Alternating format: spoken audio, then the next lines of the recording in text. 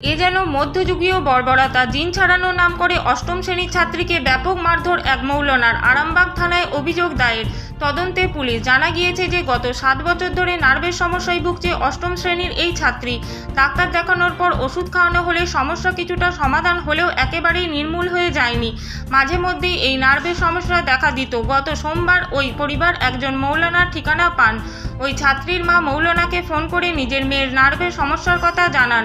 সমস্ত কথা শুনে ওই মৌলানা জানান যে অষ্টম শ্রেণীর ওই নাবালিকাকে নাকি জিনে ধরেছে, সেই জিন ছাড়াতে হবে। জিন ছাড়ানোর জন্য কি করতে হবে তা জানতে চাওয়া মাত্রই মৌলানা জানান তাকে তাদের বাড়িতে নিয়ে যেতে হবে, না হলে কাজ হবে না।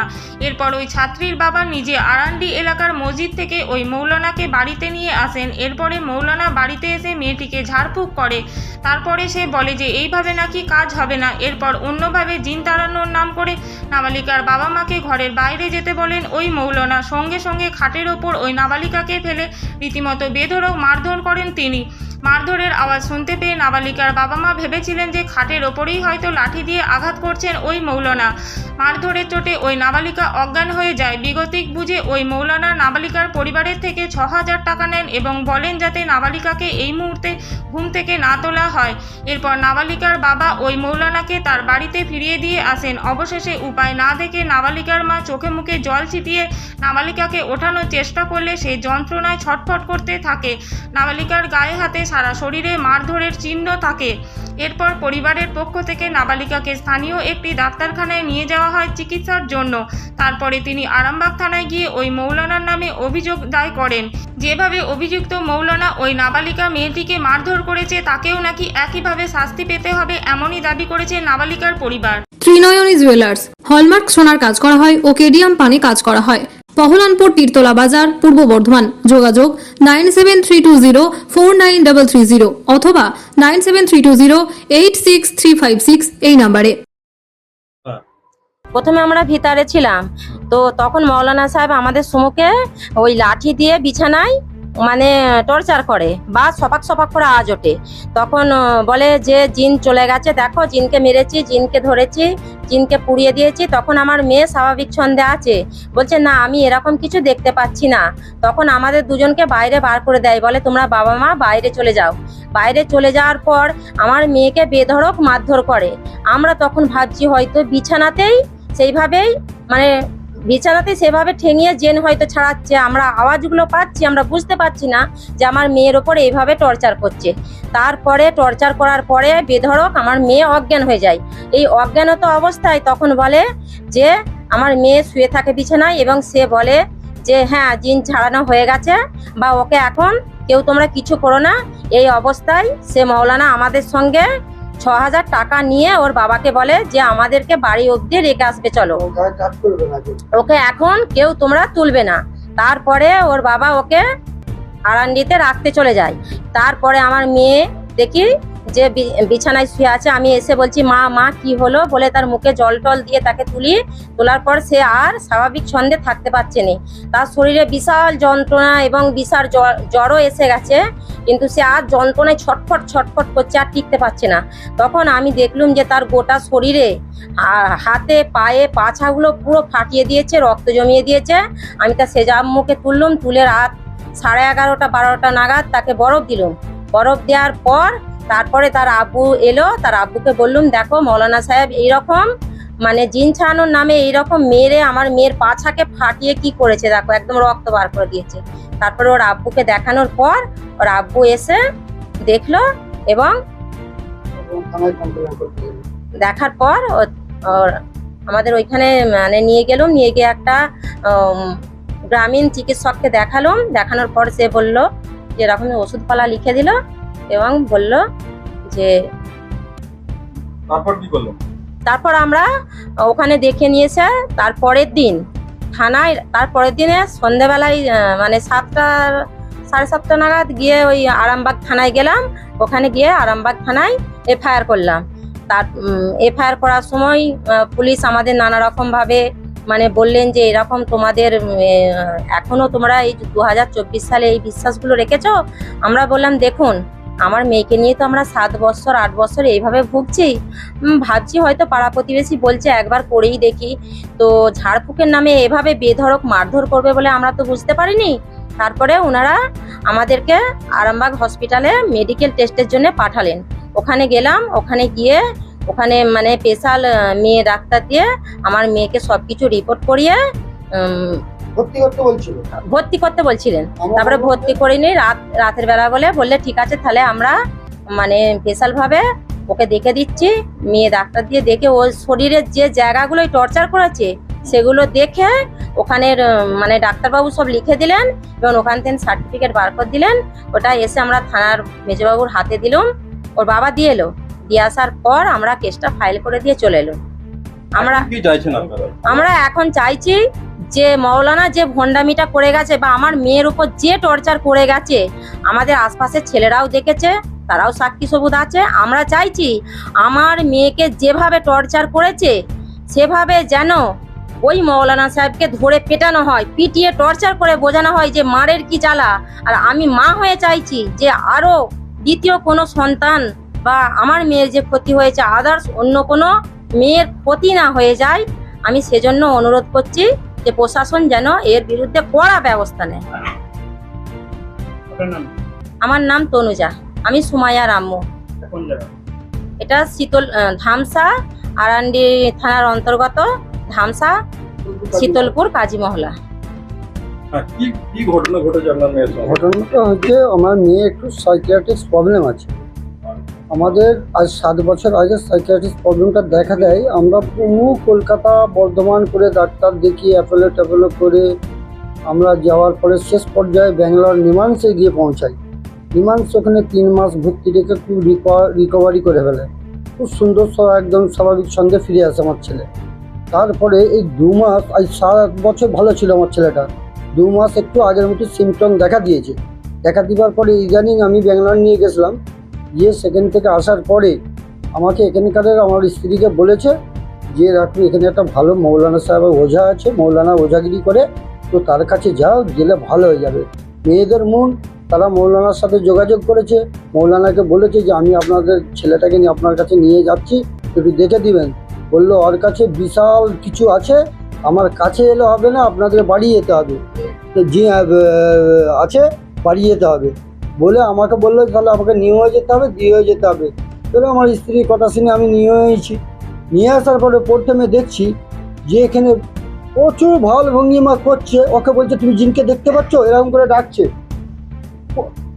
এই আই বলছে 25 জুন এসে গেল, এই আই 25 জুন এসে গেল। এইরকম ভালো ভঙ্গিমা করতে করতে করতে করতে করতে করতে ছেলেকে বলছে দেখে তো সবাই এসে গেছে। আমার ছেলে বলছে স্বাভাবিক সন্দেহ, বলছে ওই আপনি কাকে ডেকেছেন, কে করতেই নেই, আপনি এরকম ফালতু কথা বলছেন। বলার পরে বিছানায় দেখছি চাপাক চাপাক করে লাঠি দিয়ে মারছে, বিছানাতে প্রচুর পরিমাণে মারছে। আমার কাছে ভিডিও ক্লিপ আছে, সমস্ত ডকুমেন্টস আছে। তো দেখছি মারছে বলে তাকে মেয়েরা সব এখানে ফ্ল্যাট করে ভরে গন্ডি দিচ্ছে, এইভাবে হাত দিলে মৌলানা গন্ডি দিচ্ছে। এবার পরে আমার মেয়েকে বলছে দেখো সবাইকে ভরে ফেলেছি। আমার মেয়ে বলছে কই, পরিষ্কার ভিডিও ক্লিপে আমার মেয়ে বলছে যে না কই, কাউকেই তো দেখতে পাচ্ছি না, আপনি কাকে ধরেছেন, আপনি তো একটা লাঠি ওখানে ধরেছেন। তখন আমাদেরকে বললো যে এর কাছে বিশাল কিছু আছে, তোমরা মা বাবা, ওই যে আমাদের একটা ভাইপো ছিল সাথে, বললো ও থাক, তোমরা মা বাবা বাইরে চলে যাও বলে আমাদেরকে দরজাটা দিয়ে দিল। আমরা বাইরে চলে গেছি। আমরা যখন এরা সবাক সবাক করে মারছে, আমরা জানি বিছানাতেই মারছে, যেটাকে জিনকে মারছিল প্রথমের দিকে। তারপরে ছেলেটাকে 2-4 গা মাত্র সেন্সলেস হয়ে গেছে। হয়ে যাওয়ার পরে তারপরে প্রচুর বেধড়ক মারছে, মানে পিরান নিয়ে নেওয়ার চেষ্টা, একদম মানে মানসিক রোগী। তারপরে ওরা পিরানটা নিয়ে নেওয়ার চেষ্টা, মানে এত মার মেরেছে। মেয়ের এখানে ফ্ল্যাট হয়ে পড়ে রয়েছে। আমাদেরকে মৌলানা গেট থেকে বেরিয়ে আমাকে বলছে ওদের কাছে বম্বা এখন 1/2 ঘন্টা যাবে না ওর কাছে, ওর কাছ থেকে সরে গেছে, ও ক্লান্ত, ওর শরীরটা প্রায় ক্লান্ত গেছে, ঘুম হচ্ছে বলে আমার কাছ থেকে 6,000 টাকা প্রথমের দিকে করে উঠলো, বুঝতে পারা যাবে না। প্রথমের দিকে করে উঠলো, তাহলে হয়তো জিন ফিনে চালাচ্ছে, যেরকম বলছে আমি জিন আছে এ আছে, প্রথমের দিকে বললো। বলার পরে এবার আমি বেরিয়ে গেছি। মৌলানা বললো ওর কাছে একদম 1/2 ঘন্টা কেউ যাবে না, মা বাবা ও একা থাকবে, ঘরের কাছে চলে গেছে বলে আমার কাছে 6,000 টাকা নিয়ে বললো আমাকে রেখে আসতে চলো। আমি রেখে আসতে গেছি, মানে মায়ের যান। ও এসে দেখছে ছেলে লিথাওয়ার পড়ে আছে, ওর তো জ্ঞান হেরিয়ে গেছে। এসে মুখে জল টল দেওয়ার পরে দেখছে ছেলেগুলো উঠে উঠতে আর পারে না, প্রচন্ড পরিমাণে জ্বর। তখন টাইম কটা? তখন টাইম হচ্ছে 11:30, 11:30, হ্যাঁ রাত্রি ওই 11টা 11:30 এরকম, ঠিক আছে। এবারে ওইভাবে পড়ে রয়েছে, তখন আমার মায়ের জান এসে এবারে মুখে জল টল দিয়ে বলছে, মা আমাকে কুমার মেরেছে। প্রথম 2-3 গা আমি বুঝতে পেরেছি, তারপরে যে মেরেছে আর বুঝতে পারিনি। তার পুরো ডকুমেন্টস আমার কাছে আছে, কিভাবে মেরেছে, কিভাবে ফুলিয়ে দিয়েছে। আমি থানায় আরামবাগ মেডিকেল করেছি। আমি একটা পার্সোনাল MBBS ডাক্তার প্রথম রাতে দেখিয়েছিলাম, যে আপৎকালীনের জন্য যে ছেলেটা যাতে করে সুস্থ হয়ে যায়। তারপরে আমাকে যখন থানায় গেলাম, বললো মেডিকেলটা করে নিয়ে আসে। তো থানার মেজবাবু প্রচণ্ড পরিমাণে ক্ষুব্ধ হয়ে রয়েছে এই বিষয়ের উপরে। আমাদেরকে কিছুটা হঠাৎ মানে প্রথমের দিকে আমাদের যেটা কুসংস্কারে বিশ্বাসের জন্য আমাদের প্রতি একটুখানি ক্ষুব্ধ হলো।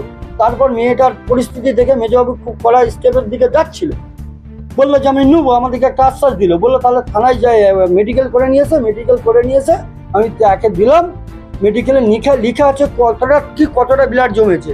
মেডিকেল রিপোর্টে লেখা আছে যে কত জায়গায় মেরেছে আর কতটা কি দেখা যাচ্ছে। পুরো মেডিকেল রিপোর্টে দেখা যায়, আপনাদেরকে আমি দিচ্ছি, আপনারা দেখে নেবেন। এখন চাইছি ওই মৌলানা কঠোরতম কঠোর শাস্তি চাইছি। আমি প্রশাসনের দ্বারস্থ হয়েছি, প্রশাসনের প্রতি আমার বিশ্বাস আছে। ওই মৌলানা একটা ভণ্ডামি চালাচ্ছে এখানে। আর এখানে আর একটা কথা, ও এখানে 30,000 40,000 টাকা করে এইভাবে লোককে ওঝার নাম করে বাজেট নিয়ে পুরো এলাকা পুরো গাবিয়ে বেড়াচ্ছে। পুরো এলাকাটাকে এইভাবেই তছনছ করে রেখেছে। নাম হচ্ছে আব্দুল বাকিব, বাড়ি হরিপাল, থানার অন্তর্গত মালিয়াতে বাড়ি। এখানে কোন মসজিদে থাকেন? আরান্ডি মহলাপাড়া, আরান্ডি এক গ্রাম পঞ্চায়েতের অন্তরে আরান্ডি মহলাপাড়া। কি করেন ওখানে মৌলবি করে। আর আচ্ছা, লাল বাহাদুর যে আছে, লাল বাহাদুর আছে ওর সাথে ওর অ্যাসিস্ট্যান্ট, আর তাইবুল আছে অ্যাসিস্ট্যান্ট, ঠিক আছে। আমরা যখন ঘর প্রতিবাদ করি তখন তাইবুল আমাদেরকে বলে, তাইবুল বলে যে ছেলেরা বলে তোমরা যা, আমরা বলি আমরা থানায় কেস করবে এর বিরুদ্ধে, বলে তোমাদের যা করার আছে করে নাও। ওর হচ্ছে অ্যাসিস্ট্যান্ট দুজন। তারপর ভিডিও ক্লিপও আমার কাছে আছে যে ওরা কীভাবে কি এই জায়গাটাই করেছিল। হ্যাঁ, রাতের বেলা আমার তাইবুল কখনো কখনো হুমকিও দিচ্ছে আমাকে, ঠিক আছে, যে কেস ফেস তুলে নিতে হবে, এ করতে হবে, সে করতে হবে, এরকম একটা বলছে, ঠিক আছে। আমার প্রশাসনের প্রতি আস্থা আছে, আমি প্রশাসনে গেছি, প্রশাসন যেটা ভালো বুঝবে, কোর্ট থানা যেটা ভালো বুঝবে সেটাই করবে। তবে আমি আমার মেয়ের চরম মারার জন্য আমি ওই মৌলানার চরম শাস্তি চাই। আমার নাম শেখ শরীফুল ইসলাম।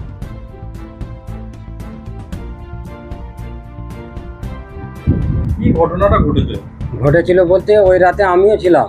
তো আমি এখানে এই যে নিচেতে বসেছিলাম, তো এরকম আমাকে বলে যে তুমি এখানে বসো। আমি বসেছিলাম, বসে বসে দেখতেছিলাম যে এরকম কাগজ পাতি এরকম পুড়িয়ে পুড়িয়ে নাকে দিচ্ছে, সরষের তেল দিয়ে কানে দিয়ে টিপে ধরেছে, হাত ধরে টিপে রেখেছে।